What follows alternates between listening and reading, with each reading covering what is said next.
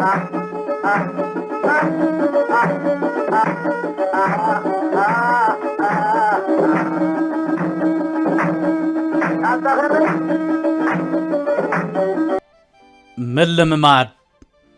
موجاد ألتاو أتحساسبان سمعيتن صحافي كفلي يوهانس تولد برهان غوردن استحات متلو عامة مرت كلتشحن عسران كلتن عد انجليز مبل 10 تخفال كاب كنئي نفسه فتشا زكاية دلو أقباب كاب حمام كنئي بزعبانات أموخان متقنو بزي قدس كم استلخفنان نفسنا نوكسلو أقباب بزوح كبيد أيكونن بفلاي أبناي متقام التناز ملكت مسعلتاو من نوابرو ناس لزت أساسر نويح كيسو قومي كنت أبارق يخيل ازمالت نمتقام التناغ نذكر كلنا أن حسبو نقر بمدهساس كقمقمي كقال نقابنت أب حنقولنا نقرصو ناي متقام التناس المالت أكايدا هاواهو سمعيت دليت أب قبراو أتحساسبانا وسان النتالوو متقام التنا مسكالق فوقيس واخت زاناقع كتوك واتر بتدقاقا مخت الدواول يخون كتتصحاف أب امرونان تسفيرنايا بقبري تفتصمو خمزلا سلق نوصدو بخوننت نردون نعمنلون أكم زخونتات وشتاو سمعيتنا بقالو تاس سلزمل كان انسل ان توغازاقويزوم أحميمومنا كم زلو مفلات إكال قال كابتو مابلع لمتسامتنا يمغناء زنبال مهلاون زي مهلاون مالت نخلتي صوتا يملكت كملسو زلوم حطوتات حاده أبلع لمتسامتخا نابي إخي انتيالو زبل حطوتات دو تزوتر كلتا بتأمانت متسامتخا تتقراتر ديخا سلسته متسامتخا خابت قبون لمدن قزين دحر دونجيا عبيت انحي كنا بالكادو تحتت 4 مس متسامتخا انصار صوتا خعلل تريخا سكفتا دو سمعكا 5 ناي متسامتخا ولقاو ملእخت تفتش دوي انتاي مخانو ناي مفلاط هنطينو دو تحدر 6 متسامتخا خاب كبابيخا كخول ناي زي مدلاي سمعت دولكا 7 كأنا مخانكا بمتسامتخا تنجيروكا دفلت نايزوم أبلع القريبهم زلو حطوتات ملسخا قوة تخوينو بزي والاو المقدي بقن اتساق مهلاوكا زحبر ملكتيو كلهم زوم حطوتات نحاد حدوم سلزت أساسرو نقال خفالهم بقوة ملسكا نقاليو بقالوتا ناي ملاس تقولو كهلو زكا الكوينو أب درجا ويعاقن ناي تقن إيو خفالها لزغ الانبر فتسيم كحارا خمزيكون كخفلت إقباء كاتسيلو بزعبا متسامتخا كمزقان أوي تردالو نتسابرا كنرينا متسامتخا خمزقان تقمقمالو ملكتات أب حديث زمدنان كلخا بحريات متسامتخا ملو كتفلطات أقاميو مخنياتو كلتيوم نايز الدلالي متن قوتاوي أكايدا يمززوترو كلو نتسابراقاتو مون سحابنت اللو أب حاليوتن متأمانن استمركو سيز مسل انتخونغن تخويلو زنبر آلوتاو بحريات سلزيلو اتحاك انيات أباي كجهاد جزي وسدلون سعيبو قريب زلو نتابت حساسبا متسامتخاوي متسامتخي زلو نايكن بحريات نمقمقام زحقز حبريتاتاتيو حاده متسامتخا أبلعلخا أمنت كم زي بلو زخونا أنفت دو أريو كافلت كلتا أب زخونا مكسقاساتكا نابيت خيد مهلاوكا دي حتكا 3 أبين مسبع المنن كم تصنحكا كتورناي مفلاق دليت دلوو 4 مس أنصار صوتا أبتزرارو بلو جزي دس ناي زي مبال ملكت دو تستوعل 5 متسامتخا نولقاو ملقتاتكا خفتشن مسكالوت نتزاربو ختصنات أنن دو تعزب 6 متسامتخا قنا مخانو دو تأمين فلت بحافشاتهم كاب قداي قن نفسه فتشان نكايدولهم ملكتاتن متسامتنا خمز قنأن نقمقمولو أقبابن تمساسالنت اللوهم بفلينت جن ملسناي قل خابزوم تتقصو حطوتات اوان تخوينو بزي مات متسامتنا أبق نتحيلو مهلاو كنرداء قباء اتقليل وين اشتوز مسل زنبر قنئي بآقو معقاتن تزي تقرلو كاسنا بلا تلابعو نزم دنداتاتنا خبكولو زلو تخولو لعوليو قنئي هاندبت بدبول لازمتسن أب حدا ليت دماز حدقة كعينة سمعت لزيكونه كسرت أكان كتقلاقلن جزيز حتى عمقود زلو سمعتيو ود سب ناي جزارس حلاف خم مخانو متن እንድሕር ነዚ ኣሉታዊ ስምዒት እዚ ክቆጻጸሮ ዘይክእል ኮይኑ ብኡ ይዝወር ቀጺሉ ሓላፍነት ናይ ጠንቂ ምቕናእን ባዕልና ብምስካም ካብ ቅንኢ ክንከላኸለሉ ዘኽእል ኣገባብ ቀሪቡሎ መጻምትኻ ካብ ቅንኢ ዝገላገለሉ መንገዲ መሰረታዊ ጠንቂ ናይ ቅንኢ ብኣፈጣጥራና ፈራሃትን ተጠራጥርትን ስለ ዝኾንና እኳ እንተተባህለ ከቕንኣና ዝኽእል ኣተሓሳስባ ኣብ ሓንጎልና ስለ እነስርጾ እዩ ምኽንያቱ ቅንኢ ውድዓዊ ህላውነት ዘይብሉ ባዕላዊ ኣመለኻኽታን ስምዒትን ስለ ዝኾነ እዩ ትቐንዲ ነገር ካብ ከምዚ ዝኣመሰለ ኣሉታዊ ስምዒት ናፃ ንምዃን ከነስተውዕለሎም ዝግባኣና መሰረታዊ ነገራት ስዒብና ንመልከት ናይ ቅንኢ መንፈስ ክሓድረና ዝኽእለሉ ምኽንያት ከምኡ ዓይነታት ተሓሳስባ ምህላው ብምዃኑ ምርዳእ የድሊ ኣብ ልዕሊ መጻምትና ዘለና ረኣያ እወታው እንተኾይኑ ንዕኡ ዝመጣጠን ግብራዊ ስጉምቲ ስለ እንፍጽም ማዕሪእን ልዕልኡን እወታዊ ምላሽ ስለ እንረክብ ኣይንቐንእን ንቕንኢ ባዕልና ኣብ ኣእምሮና ቦታ ስለ ዝሃብናዮ ናይ ባህርያትና ተሓተት ንሕና ምዃንና ምፍላጥ ንኣብነት ዓይንና ሰም ኣቢልና ጽማቕ ለሚን ንሰቲ ከም ዘለና እንተሓሲብና ንእለቱ ኣፍና መጺፅ ምራቕ ይመልእ እዚ ግብራዊ ህላወ ዘይብሉ ናይ ምምጻጽ መቐረት ካብ ኣእምሮና ዝመንጨዎ ምዃኑ ብቐሊሉ ንፈልጦ ስለዚ ቅንኢ ውድዓውነት ዘይብሉ ኣብ ኣእምሮና ንፈጥሮ ስምዒት ምዃኑ ተገንዚብና ናይ ምቕያሩ ሓላፍነት ስለ እንወስድ ካብ ስምዒታቱ ናፃ ንኸውን ዝኾነ ሰብ ቅንኣት ክሕድረልና ዝኽእል ዓቕሚ የብሉን ቅንኢ ናይ ኣተሓሳስባና ነጸብራቕ ምዃኑ ምግንዛብ እንገላገለሉ መንገዲ የጣጥሓልና ምኽንያቱ ናይ ኣእምሮና ወነንቲ ገዛእ ርእስና ስለ ዝኾንና ፈጠርቲ ስምዒታትና ባዕልና እምበር ካልእ ደፊኡ ዘእትወልና ሓይሊ የለን ነዚ ብምርዳእ ንኣሉታዊ ኣመለኻኽታና እንተገቲእናዮ ናይ ምቕናእ ስምዒት ኣይንሕድርን ጠባይ መጻምትና ብምጽናዕ ካብ ዘቕንእ ነገራት ምቁጣብ ግሉጽነት ምዝውታር ብኣፍና እንብሎን ብውሽጥና እንሓስቦን ክፈላለ ይግባአን ምኽንያቱ ብዙሕ እዋን እቲ ንገዛእ ነብስና እንብሎ ስለ ዝስዕር ንንኣምነሉ ነገር ምስ ዘይነንጸባርቕ ኣብ ክንዲ መፍትሒ ንረክብ ግዳይቶም ጠንቂ ናይ ቅንኢ ዝኾኑ ምጥርጣርን ፍርህን ንኸውን ስለዚ ግሉጽነት ብምዝውታር ካብ ቅንኢ ሓራ ክንከውን ንኽእል ከይተሓተትና ንምስ ሰባት ዘለና ርክብ ዕለታዊ ምሕባር ማለት ካብ ጥርጣረታት የድሕን ብዘይ ምስልካይ መጻምትና እቲ ኣብ ህይወትና እንኮ ባህታት ትፈጥረልና ምዃና ምግላጽ ንመጻምትና ካብ ናይ ቅንኢ ስምዒት ናፃ ይገብር ናይ ብሕታ ምዃንና ብግብርን ብኣፍን ምርግጋጽ ካብ ቅንኢ ሓራ ንምዃን መሰረታዊ ነገር ኣተሓሳስባና ምስትኽኻል ስለ ዝኾነ ከምዚ ዓይነት ምትዕራይ ምግባር ናይ ሓፈሻዊ ጠባይና ምጥርጣራትናን ፍርህናን ሓላፍነት ባዕልና ከም ንስ ስለ ዘነጽረልና ቅንኢ ከም ጸገም ኣይቀርበናን ብኣጠቓላሊ ካብ ቅንኢ ንምንጋፍ ካብ ዘፍርሃናን ዘስግኣናን ነገራት ሓራ ክንከውን ኣለና እዚ ማለት ቀናኣት ሰባት ንነብሶም ቀጻሊ ምስ ካልኦት ስለ ዘወዳድርዋ ዝተበለጹን ገለ ነገር ዝጎደሎምን ኮይኑ እዩ ዝስምዖም ንነብስና ምስ ካልኦት ምውድዳር ምስ ኣቋረጽናዮ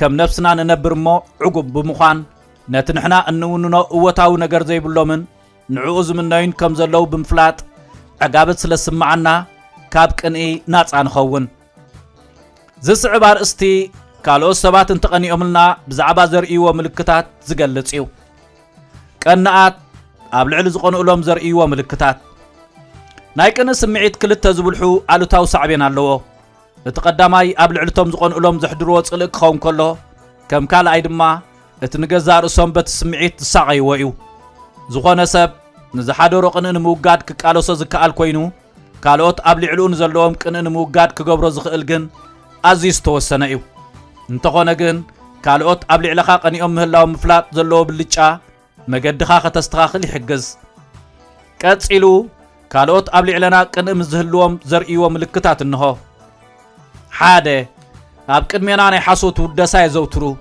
ሕቖና ምስ ገምጠልና የሓሚናን የቋናጽቡናን ክልተ ንኣበርክቶናን ተራናን ሚዛን ንምኽላእ የንቋሽሽዎ ብዛዕባኡ ክዛረቡን ንኻልኦት ክሕብሩን ሰላም ኣየብሉን ሰለስተ ሚዛኖም ልዕለና ምእንቲ ክሰቕልዎ ንዝገብሮ ፍጻሜታት ኳሒሎም ይጉስጉስሉ ኣርባዕተ ንደረጃናን ዝተጓናጽፍናዮ ክብርን ኣነኣኢሶም ልዕለና ንምዃን ብሕቡእ ይወዳደሩ ሓሙሽተ ቀናኣት ውድቀትና ስለ ዝምነዩ ንዕኡ ንምትግባር ብዛዕባ ሕማቕና እምበር ጽቡቕና ይዛረቡን ከም ቀዳማይ መቕናቕንቶም ድማ ይሓስቡና ሽድሽተ ብውድቀትና ይሕጎሱ ክንጋገንበር ካብ ተመክሮና ተማሂርና ክንዓባ ኣይደልዩን። ሸውዓተ ንድኹም ጎድንታትና ብምትዕብባይ ብድሕረና ይነቕፉና ካብ ጉድለትና ክንእረም ዘይኮነ ርእስና ከነድንን ይጽዕሩ። ሸሞንተ ኣብ ልዕለና ጽልኢ ይሕድሩ ብዘይካቱ ዘለዎም ናይ ቅኒ ኣሉታዊ ስምዒት ካልእ ዝኾነ ምኽንያት ኣይደልዩልናን። እዝን ካልእን ከምኡ ዝኣመሰለ ምልክታት ክንጸባረቕ ዝኽእል እኳ እንተኾነ ከምዚ ዓይነት ኣሉታዊ ስምዒት ዘለዎም ሰባት ንቕንኦም ከው ኢሎም ስለ ዝኸዱ ብቐሊሉ ከነለልዮም ኣጸጋሚ እዩ።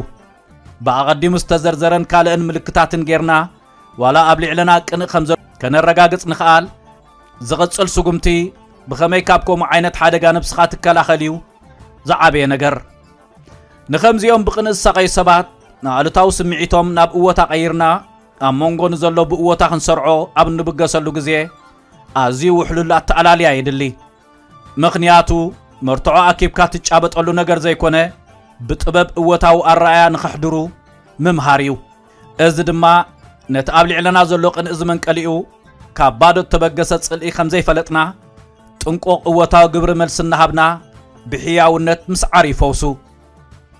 ኩሉ ካብ ሓቂ ኣይሓልፍን ኢልካ ቅንዕናኻ ከተረጋግጽ ትከራኸርን ንኣሉታዊ ስምዒታቱ ከተቃልዕ ትሰርሕ እንተኾንካ ንጉዳይ በቲ ናቱ ሚዛን ተሳስዮ ብምህላውካ ይገድድ እምበር ኣይፍታሕን እዩ።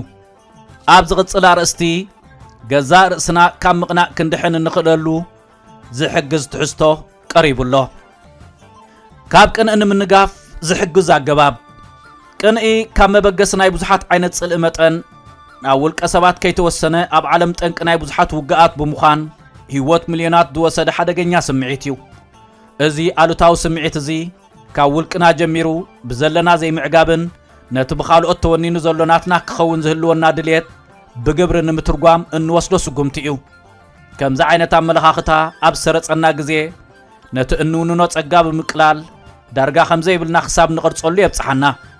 ካብ ስስዐ ዝነቅል ዘይናትካ ምጥማት ወይ ድማ ብናይ ካልኦት ጽቡቕ ነገር ምሕሳድ ንምንጋፍ ክንክተሎ ዝግብኣና መንገድታት ስዒቡ ቐሪቡሎ።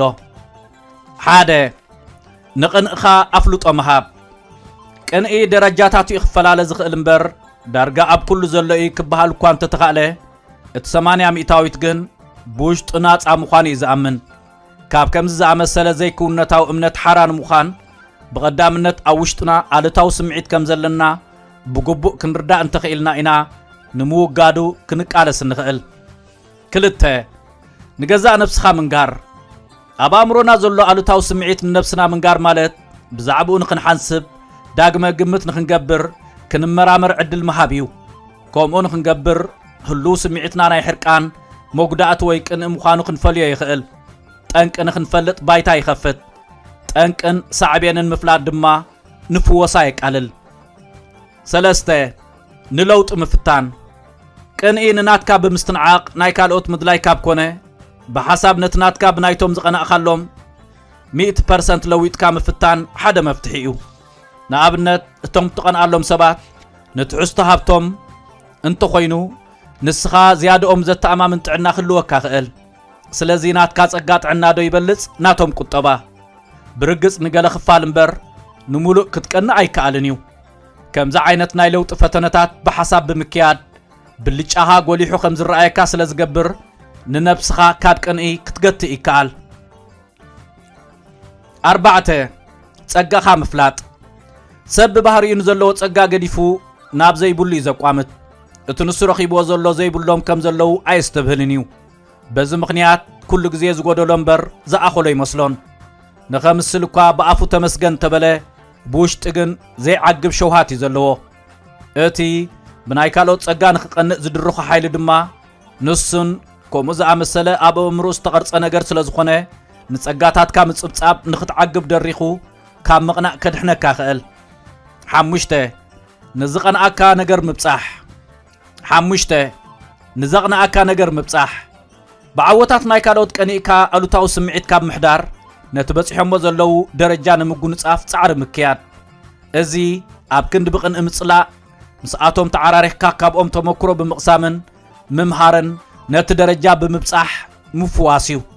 ብኻልእ ኣዘራርባ ንቕንእኻ ናብ ቅዱስ ናይ ስራሕ መንፈስ ብምቕያር ተባራቲዕካ ነትትብህጎ ከም ዝልወካ ጌርካ ኣይ ቅንእ ስምዒትካ ምውጋድ ምሩጽ መፍትሒ እዩ። 6 ብግልጽ ምዝራብ ብቕንእ ዝነቅል ጽልኢ ንምርሕሓቕ ዘለዎ ተራ ልዑል እዩ። ዘይ ምዝራብ ንባዕሉ ሽግር ዝኹምር እምበር ዘቃልል ኣይኮነን። ስለዚ ኣብ ክንዲ ኣሉታዊ ስምዒትና ብምድራብ ንእወታዊ ነገራት ካብ ምርኣይ ዝኽውል መንደቕ ንሰርሕ ነቲ ኣብ መንጎና ዘሎ ዘይራኽብ ስምዒታት ንምስባር ብግልጽ ንኽንዘራረብ ባይታ ምፍጣር ንኸይንቐንእ ዝሕግዝ ብልሓት እዩ። 7 ነብሰ ተኣማንነት ምሕዳር ናይ ዝኾነ ሰብ ጽግዕተኛ ዘይምዃን ንናትና ብሉጽ ጎድኒ ብምስትበሃል ብኽእለትናን ብቕዓትናን ምትእምማን ናብቲ ክንኮኖ ንደልዮ ክንበጽሕ ድልውነት ምህላው ዝኣመሰሉ ባህርያት ምኽስኳስ ናብ ናይ ካልኦት ግልጽ ንኸይንብል ስለ ዝገብር ካብ ኣሉታዊ ስምዒት ናይ ቅንእ ንናገፍ። ብኣጠቓላሊ ቅንኢ ከም ናይ ጸላእቲ ሰናያት ስምዒት ክግለጽ ከሎ ናይ ዲያብሎስ ኣጽዋር ጽልኢ ማለት ዲያቦሊክ ዌፐን ተባሂሉ እውን ይጥቀስ እዩ። እቲ ከምኡ ከብሎ ዝኸኣለ ምኽንያት ድማ ቅንኢ ብዝፈጠሮ ስምዒት ብቐጻሊ ሓዳር ክብተን፣ ህይወት ክጠፍእ፣ ንብረት ክበርስን መጻኢ ዕድል ክጽልምትን ይርአ ብምህላው እዩ። ንቕንኢ ኣብ ኣእምሮና ቦታ ብምሃብ እንተሳሲናዮ ንኹለንትናና ብምቁጻር ግዳይ ይገብረና። እዚ ማለት ተስፋ ናይ ምቑራጽን ጭንቀትን ስምዒት ይሕድረልና። ብኣንጻሩ ኣብ ክንዲ ንቐናእ ሰብ ነቲ ናይ ቅንኢ ስምዒት ምስ ንጸልእ መንፈስና ክረጋጋእን ብተስፋ ክንነብርን ይኽእለና። ቅንኢ መሰረት ናይ ጽልኢ ስለ ዝኾነ ዝኸትሎ ሳዕቤን ጭካነ እዩ። ነዚ ኣሉታዊ ስምዒት እዚ ናብ እወታዊ ቀይርና ብለውሃት ክንትክኦ እንተኾይና ፈሪሃ እግዚኣብሔር ወይ ርቢ ክንገብርን ናብ መንፈሳዊ እምነትና ተመሊስና ገጽና ክንዓትብን ይግባኣና። ቅንኢ ናይ ተወዳዳርነት ኣሉታዊ ዝምባለ ብምዃኑ ዘይናትና ከምንምነ ዝገብር ስምዒት እዩ። ዘይናትካ ምድላይ ንገዛእ ርእሱ ሓጢኣት ኮይኑ ነቲ ርኹስ ድልየት ብግብሪ ክትርጉሞ ይደፋፍእ። ካብኡ ሰጊሩ ነቲ ናትካ ጸጋ ብምንኣስ ከም ዘይእኹልን ጎደሎን ዝዓይነቱ ኣተሓሳስባ ከም ትሕድር ስለ ዝገብረካ ንዓቕምኻ ይድርቶ። ካብ ከምዚ ዓይነት ሕፅረት ንምግልጋል ፍልይነትና ክንርዳእ ብዓቕምና ተኣማሚና ንኣፈጣጥራና ምቕባል እዩ ዘዋፃና። ምኽንያቱ እቲ ምስ ካልኦት ዘሎ እኳ ምሳና እንተዘየሎ ምሳና ዘለውን ምስቶም ካልኦት የሎን። ስለዚ ናትና ካብ ናይ ካልኦት ዝንእሰሉን ዝሓምቀሉን ጎኒ ከም ዘየሎ ምርዳእ ንተውህበና ክንጥቀመሉን ካብ ኣሉታዊ ስምዒት ናይ ቅንኢ ከድሕነና ይኽእል። ቅንኢ ጭንቀትን ሻቁሎትን ብምፍጣር ቅሳነት ዝኸልእ ከይተፈለጠካ በብቑሩብ ኣሳቒዩ ዝቐትል ናይ ኣእምሮ መንሽሮ እዩ። ቃል ኣምላኽ እውን መሪር ቅንእን ሻራ ኣብ ልብኹምን ብምሓዝ ንሓቂ እናተጻረርኩም ኣይትመኩሑን ኣይትሓስውን፣ ኣብኡ ምፍራስ ስርዓትን ኩሉ እከይ ግብርን ኣሎ። እዚ ሰይጣናዊ እምበር ካብ ላዕሊ ዝወረደ ይኮነን እዩ ዝብል። ሰይጣናዊ መንፈስ ኣብ ኣእምሮና እንተሰሪጹ ናብ ገደል ዝደፍእ ሕማም እምበር ዘረጋግእ ስለ ዘይኮነ ክንጽዮፎ ዝግባእ ስምዒት እዩ። ቅንኢ ብነፍሰ ፍትወትን ስስዕን ክስበለካ ዝኽእል ተመስገን ዘይፈልጥ ስምዒት እዩ። እዚ ድልየታት እዚ ደረት ስለ ዘይብሉ መመሊሱ እናብኣሰ ብምኻድ ኣእምሮኻ ብጽልኢ ደፊኑ ጽቡቕ ከም ዘይሕስበካ ዝገብር ኣሉታዊ ኣመለኻኽታ እዩ። ከምቲ መጽሓፍ ቅዱስ ዓቃል ልቢ ንስጋ ህይወት እዩ፣ ቅንኢ ግና ንዕጽምቲ ቁንቁኖ እዩ ዝበሎ ኣብ ኣእምሮና ቦታ ንኸይረክብ ከሎ ጌና ክንቃለሶን ብእወታዊ ስብእና ክንስዕሮን ይግባእ። ዝኸበርኩም ተኸታተልቲ ሞዛይክ ባህሊ ምስ ቅንኢ ተኣሳሲሩ ዝኸይድ ቂም ብምዃኑ ኣብ ዝቕጽል ምዕራፍ መበል 19 ክፋል ቅርሕንቲ ንኸንሕድር ዝደፋፍኣና ኩነታትን ንኣሉታዊ ስምዒት ከነወግድ ዝሕግዝ ኣካይዳን ኣብ ምዕራፍ 5 ቀሪቡሎ። ክሳብ ሽዑ በብ ዘለናዮ ሰላምን ጥዕናን።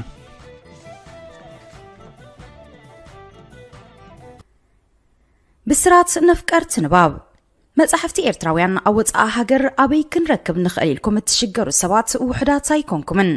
ነዚ ፍታሕ ንምንዳይ ብዝተኻእለ መጠን ኣብ ውሽጢ ሃገርና ወጻእን ዝሕተሙ መጻሕፍቲ ናብ ኣንበብቲ ንምቕራብ ንዝሓለፈ 8 ዓመታት ከይተሓለሉ ካብ ዝሰርሑ ትካላት ብቐዳምነት ዝስራዕ ሰማያት ምሕታምን ምክፋልን መጻሕፍቲ ኤርትራውያን እዮም። ኣብ መርበብ ሓበሬታ ሰማያት.com ናብ ኣሜሪካ፣ ካናዳን ሃገራት ኤሮጳን ዝለኣኹ ልዕሊ 450 ዓይነት መጻሕፍቲ ብኣሽሓት ቅድሓት ይርከቦም። ሰማያት መሸጣ መጽሐፍቲ መበቆላውያን መጽሐፍቲ ብናይ ትርጉም መጽሐፍቲ ተዋሒጦም ከይተርፉ ዘይተኣደነ ጻዕሪ የካየድ መርኣያ ናይ ዝኸኣ ታሪኽ ህይወት ሓርበኛ ቦና ወልደ አብ ወልደ ማርያም ትኮ ይሕደጎ ኪዳነ ክፍሉ ዓብደል ቃድር ከቢረ ሼኽ ኢብራሂም ሱልጣን ዶክተር ፍጹም ገብረ ስላሴ ጠበቃ ጸጋይ ኢያሱ አዝማች በርሀ ገብረ ኺዳን ብላታ ካሕሳይ ማሉ ጀነራል አማን ዓንዶም ብርሃን ኣብ ጸልማት ወዘተ ዝኣመሰሉ ልዕሊ 35 መበቆላውያን መጽሓፍቲ ሕቲሙ ኣብ ምክፍፋል ይርከባሎም ሰማያት መሸጣ መጽሐፍቲ ዝርግሐ መጽሐፍትን ምድንፋዕ ንቕሓት ኤርትራውያን ክብን ምባልን ንኤርትራውያን ጸሐፍትን ደረስትን ምትባዕን ኣብ መላእ ዓለም ምስ ዝርከቡ ኣብ ምሻጥን ምክፍፋልን መጽሐፍቲ ኤርትራውያን ዝነጥፉ ውልቀ ሰባትን ትካላትን ተረዳዲኡ እናሰርሐ ንዕብየት ስነ ጽሑፍ ሃገርና መሪሕ ተራ ምጽዋት ይርከብ ናይ ቅድምን ሓድሽ መጽሐፍትን ምርካብ ምርጫኹም ኣብ ሕቡራት መንግስታት ኣሜሪካ ንዝመደበሩ ሰማያት መሸጣ መጽሐፍቲ ይኹን ምርጫኹም ዘዳለኹም መበቆላው ጽሑፋት ብመልክዕ መጽሐፍ ናብ አንበብትን ምቕራብ ሰማያት ምሕታምን መክፋልን መጽሐፍትኹም ብዝደለኹም ዓይነት ወረቐትን ገበርን ብርትዓዋ ጋሕቲሙ ከረክበኩም ይኽእል ማኣስ ዝጥራሕ ጽሑፍኩም ክኢላ ቋንቋ ክሓልፎ ሓገዝ ኣርትዖትን ንድፊ ገበርን ዝሰርሑልኩም ክኢላታት ኣብ ምርኻቡን ሓገዝ ክንገብር ንኽእል ብጽሑና ብስራሕና ክትዓግቡ ኢኹም